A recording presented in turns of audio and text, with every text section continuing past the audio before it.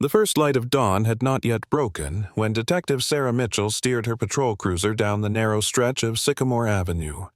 The quiet neighborhood seemed frozen in a dreamlike stillness. Houses lined both sides of the road, their windows dark and lifeless front yards dotted with rusted mailboxes and forgotten toys. The air was cool, with a faint mist rising from the cracked pavement.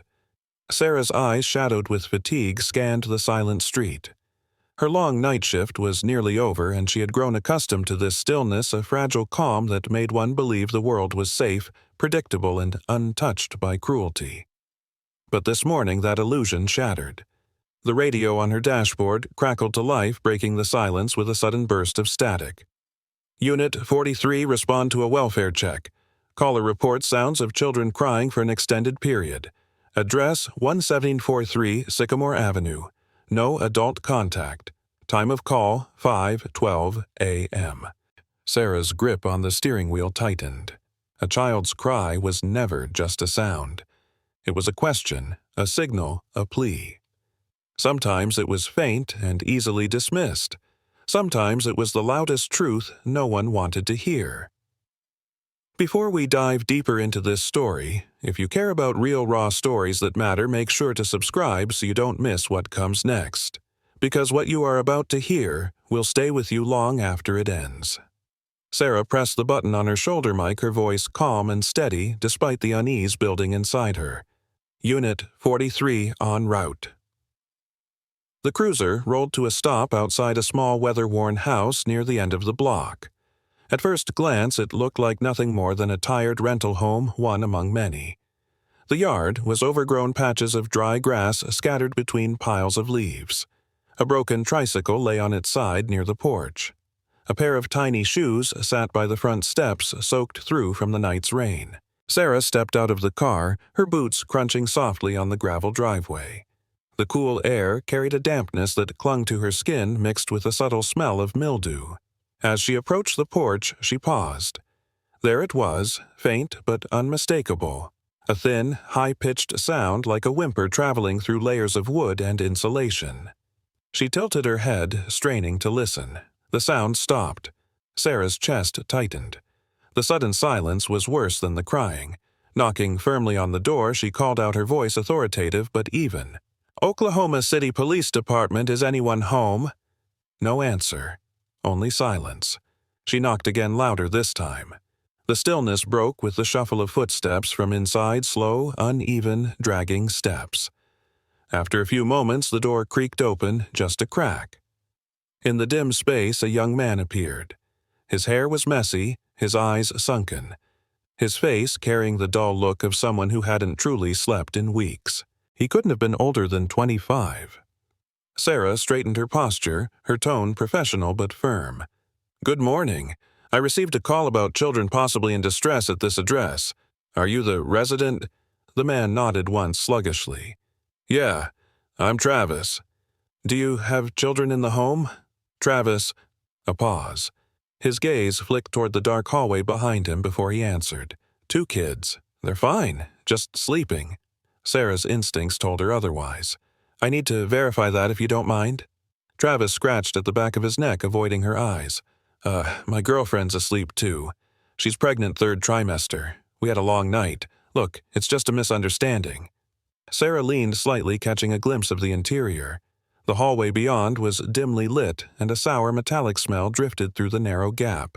She forced her voice to stay calm but firm. "I understand, but given the report, I need to see the children with my own eyes. Please." Reluctantly, Travis opened the door wider. "Fine. They're upstairs." The moment Sarah stepped inside, the smell hit her fully. A suffocating mixture of urine decay and something indefinable that lodged itself in the back of her throat.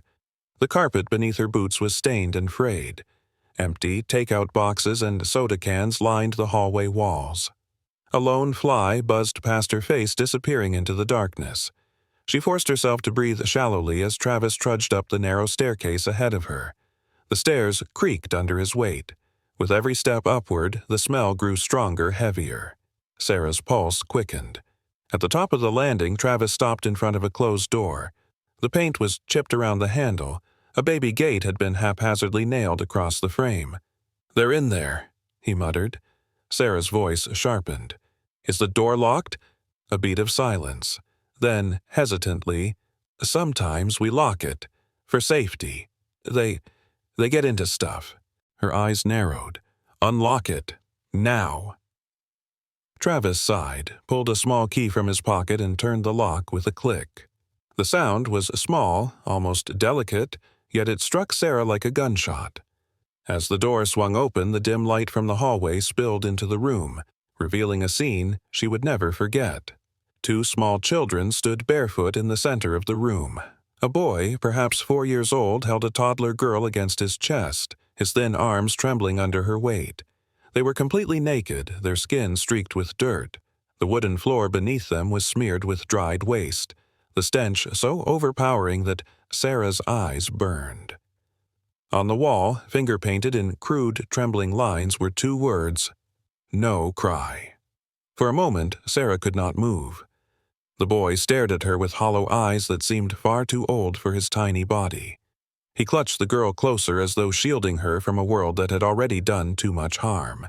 "My name is Detective Sarah Mitchell," she said softly, her voice steady despite the storm raging inside her. "You're safe now. I'm here to help you."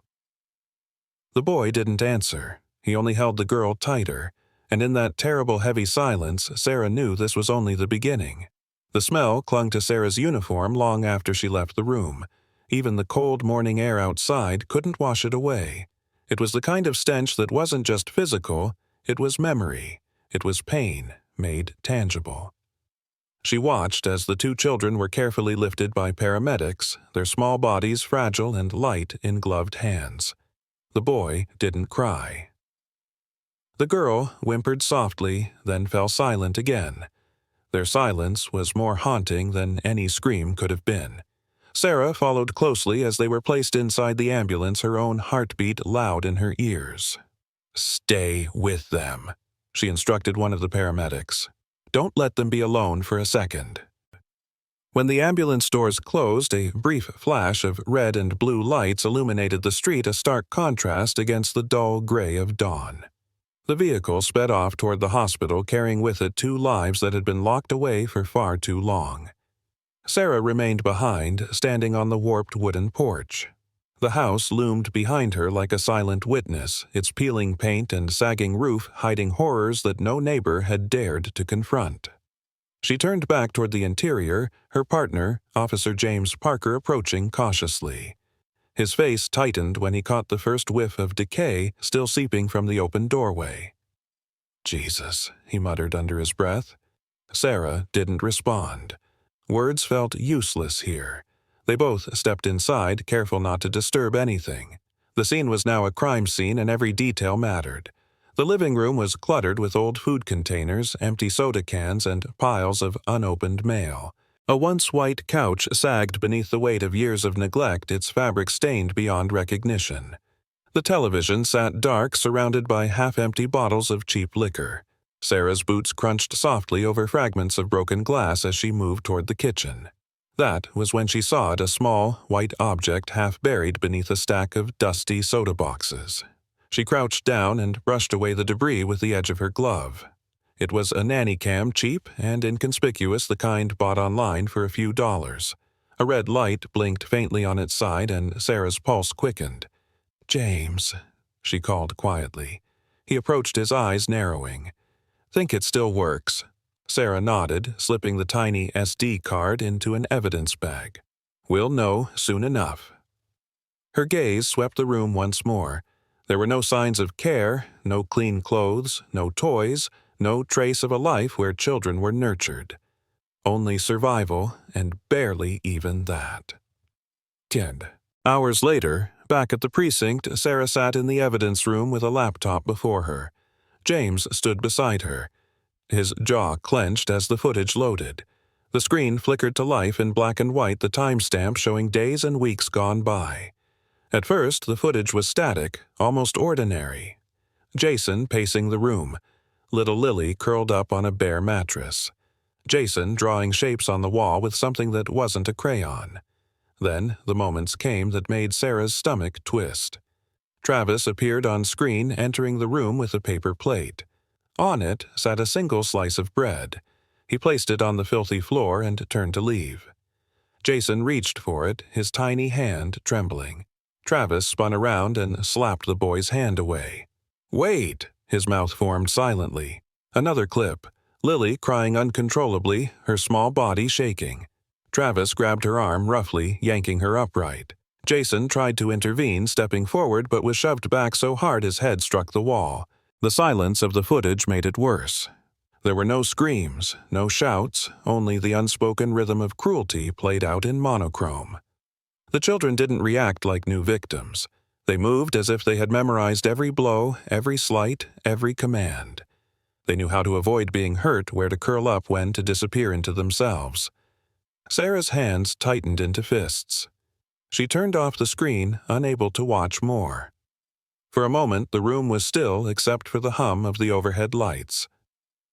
"How many times did this happen?" she whispered. Before anyone cared to call James, didn't answer. There was no answer that would ever be good enough. Teen. Later that afternoon, Sarah walked up the porch steps of the house next door. The neighbor who had made the call lived here.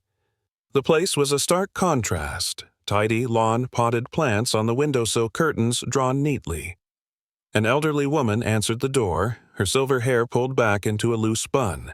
Her eyes were wary, but not unkind.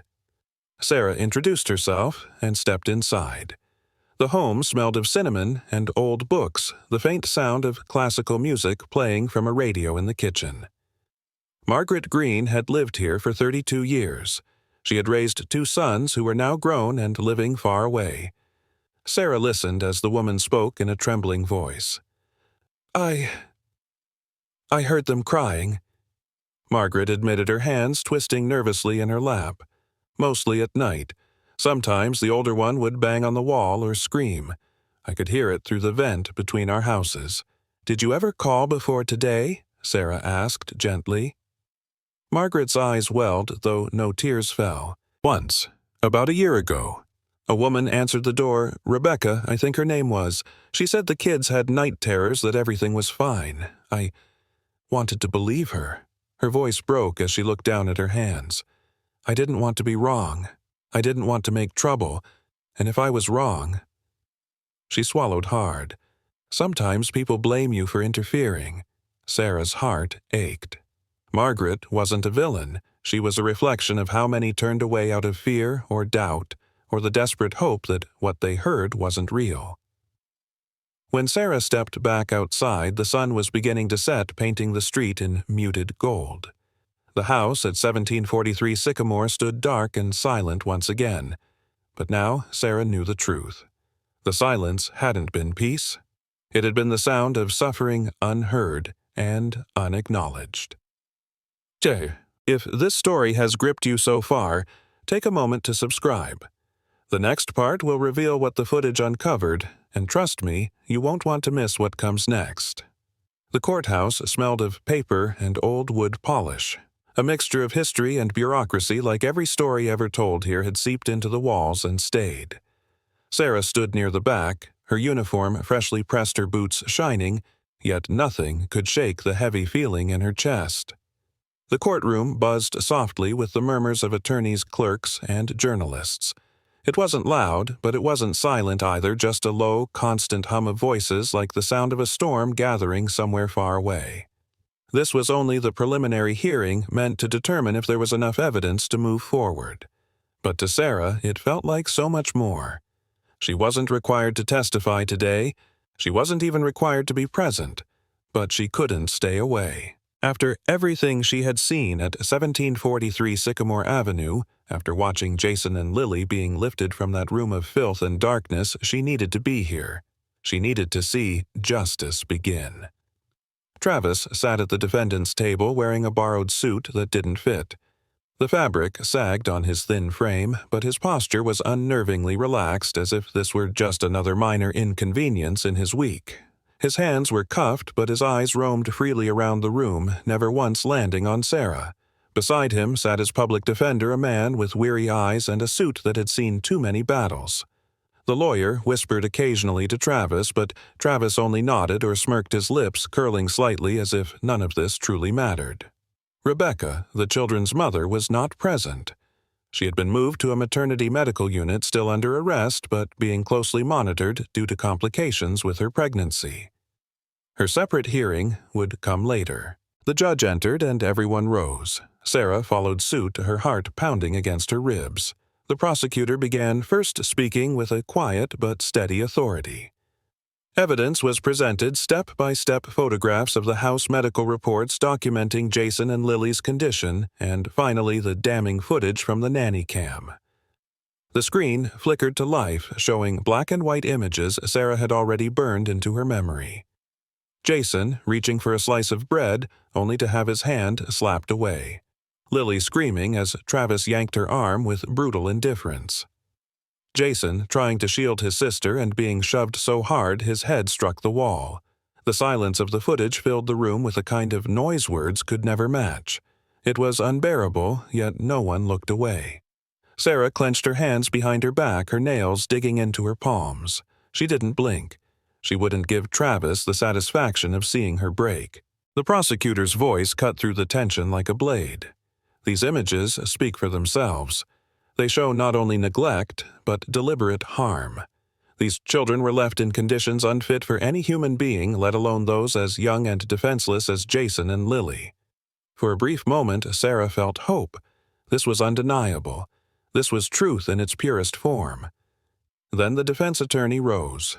His tone was smooth, almost gentle as he began to reshape the narrative. "We are not here to deny that the conditions were less than ideal," he said, pacing slowly. "But we must look deeper. Travis and Rebecca are not monsters. They are young parents overwhelmed by poverty, isolation, and a lack of resources. This is not cruelty, Your Honor. This is desperation." Sarah's jaw tightened. The lawyer painted a picture of hardship, Travis working overnight shifts at a distribution warehouse, Rebecca heavily pregnant and struggling with depression. They had no car, no family nearby, no government support. Sometimes the lawyer continued, locking the door as a misguided attempt at safety. Sometimes a slice of bread is all that's left at the end of a long day. Are we to criminalize poverty? Or are we here to understand it? Murmurs rippled through the courtroom. Some people nodded sympathetically. A journalist in the back scribbled notes furiously. Sarah's breath caught. She could feel the narrative slipping. This wasn't just about Jason and Lily anymore.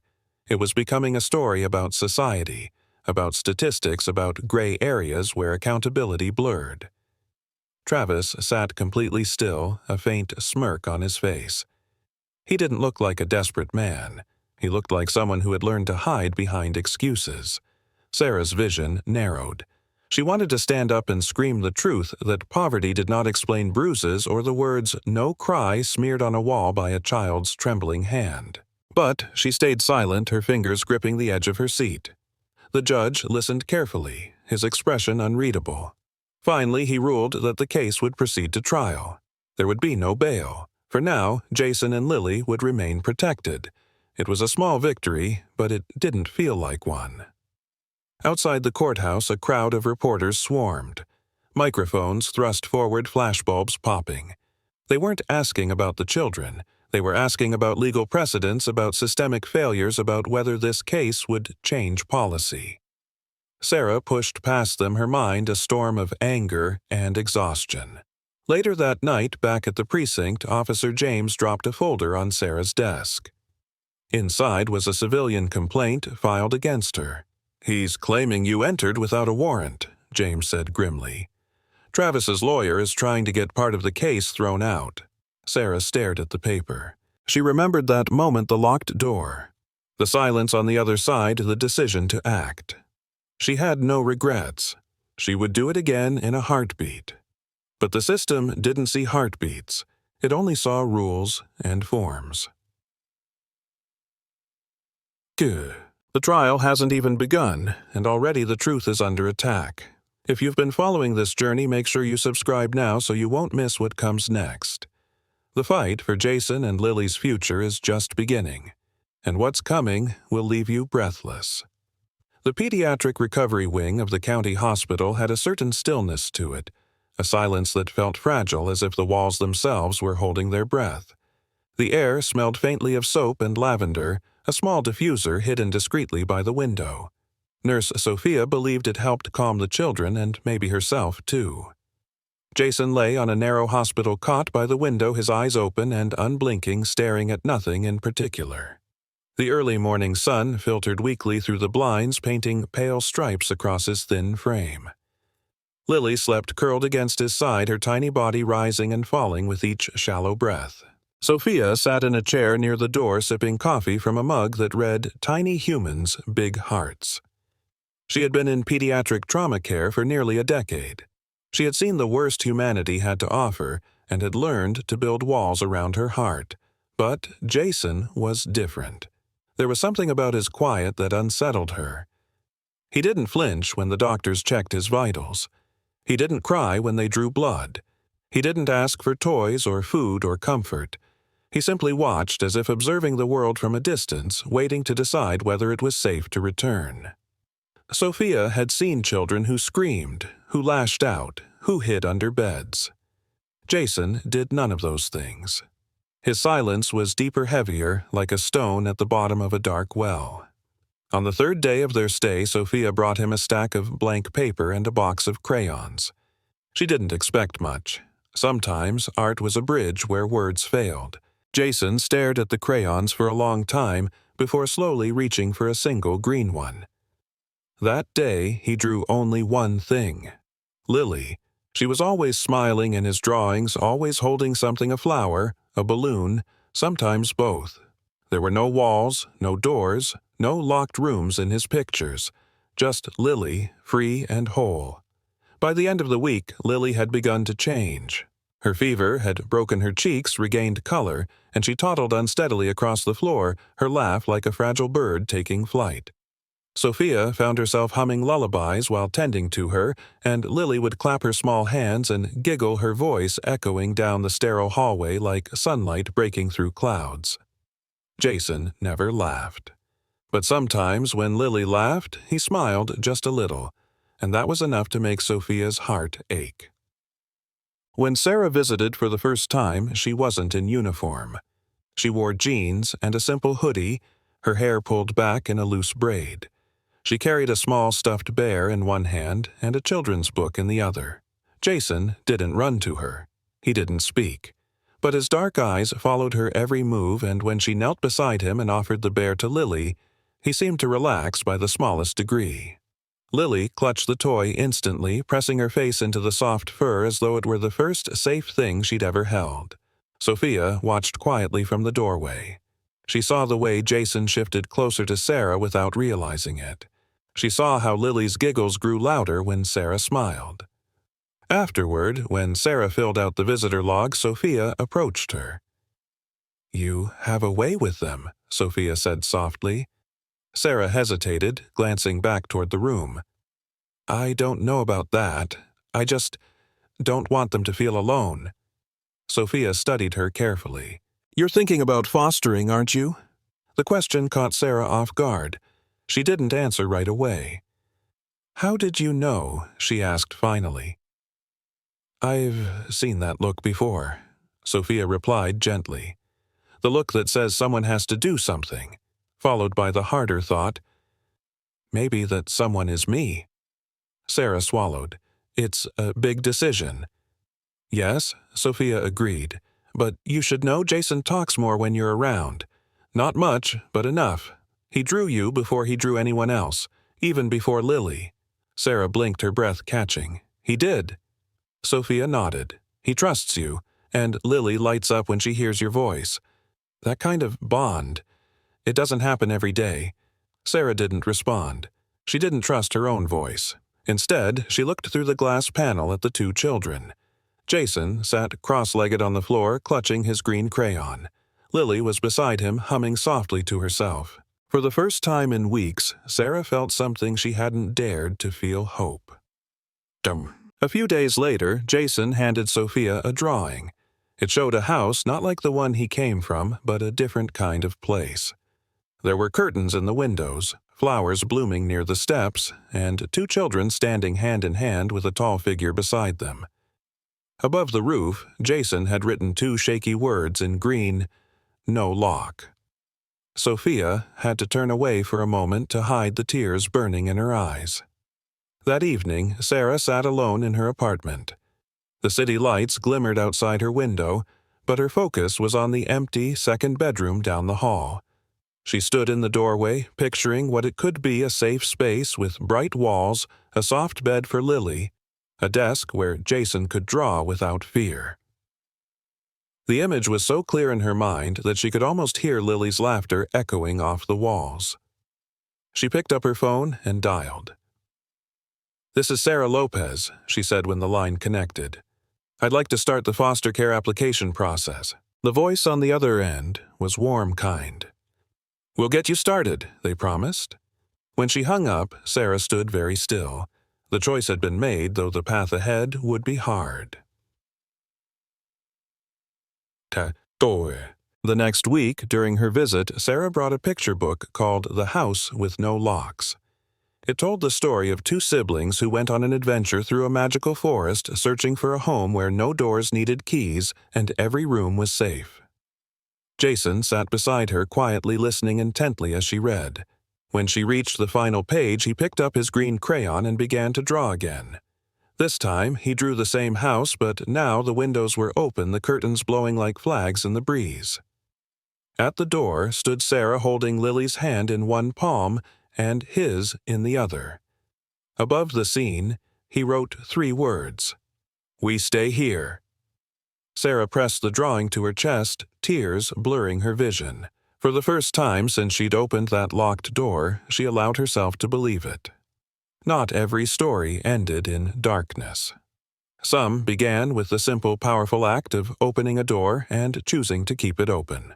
The day began with a hush, the kind of fragile quiet that felt like the world itself was holding its breath. Sarah stood in her kitchen, hands wrapped around a cup of coffee gone cold. The morning light spilled through the blinds, painting thin lines across the floor. Today was the day. 3 weeks had passed since she'd made the call to begin the foster care process, 3 weeks of inspections, interviews, and paperwork that seemed endless.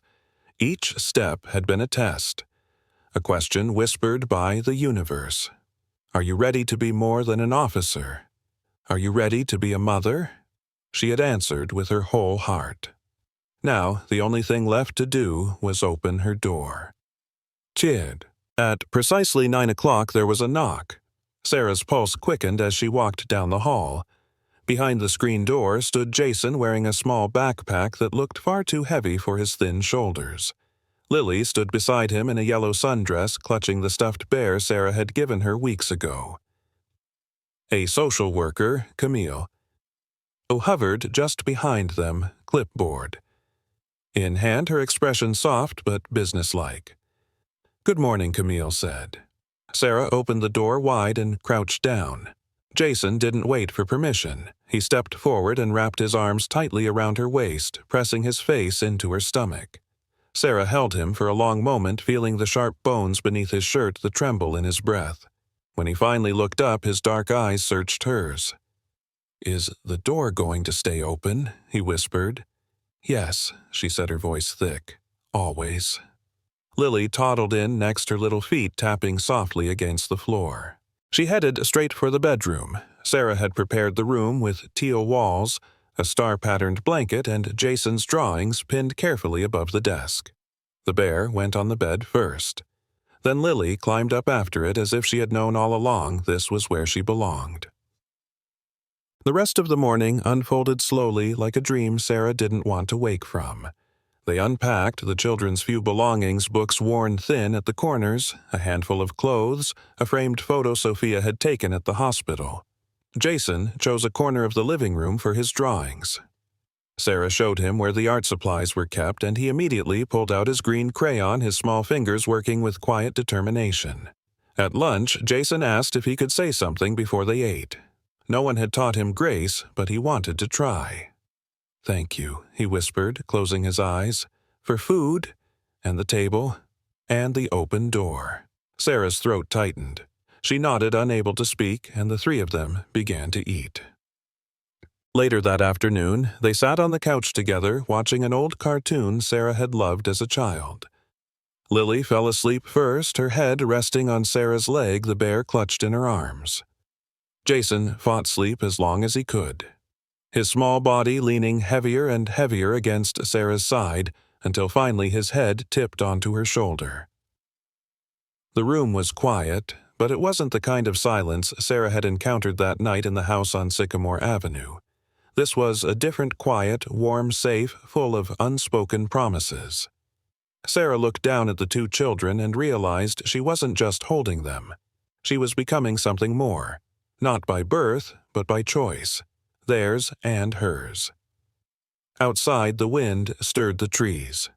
Somewhere in the night, a butterfly landed gently on a windowsill and rested. Inside, 3 lives had begun again. The following week brought another storm, this one inside the courthouse. The trial had dragged on for days. The defense had done everything in its power to paint Travis and Rebecca as victims of circumstance rather than perpetrators of harm. But the evidence was unshakable. The photographs, the medical reports, the silent horror of the nanny cam footage, all of it told the same story. Sarah sat in the gallery, her hands clenched in her lap as the judge delivered the verdict. On the charges of severe neglect and endangerment, he said, voice solemn, "The court finds the defendants guilty. Parental rights are hereby terminated." A collective breath filled the room. Rebecca sobbed quietly, her head bowed. Travis simply stared ahead, his expression unreadable, like a man watching someone else's life fall apart. The gavel struck wood, a single sharp sound that seemed to echo forever. Just like that, Jason and Lily's future shifted. That evening, Sarah returned home with the final paperwork in her bag. Jason and Lily were waiting in the living room, sitting side by side on the floor. When they saw her, Lily clapped her hands and squealed while Jason stood slowly, a question already forming in his eyes.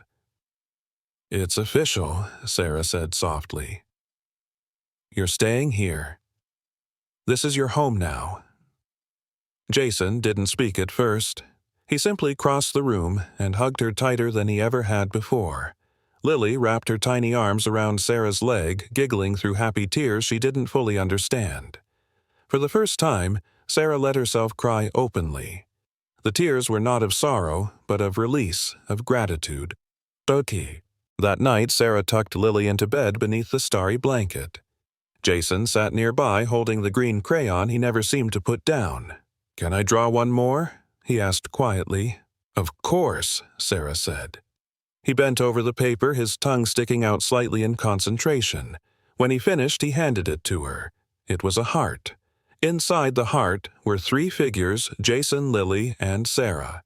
Above them, written in careful crooked letters, were 3 words, "We belong here." Sarah hugged him, not too tight, just long enough for both of them to feel it. As the house settled into nighttime quiet, Sarah sat alone for a moment in the hallway. The door to the children's room stood wide open, a beam of soft light spilling across the floor. She remembered the first locked door, the smell of rot and despair, the silence that had screamed louder than any cry. Now there was laughter in its place. She whispered to herself a promise and a vow, no more locked doors. Somewhere deep inside, she knew that not every child would be saved. Not every story would end like this one. But for Jason and Lily, this was the beginning of something whole, something real, and sometimes that was enough. The wind outside carried the scent of spring through the open windows. Jason stirred in his bed. Lily rolled over and clutched her bear, and Sarah stood watch in the doorway, her heart full. A home without locks. A future without fear, a door that would never, ever close again.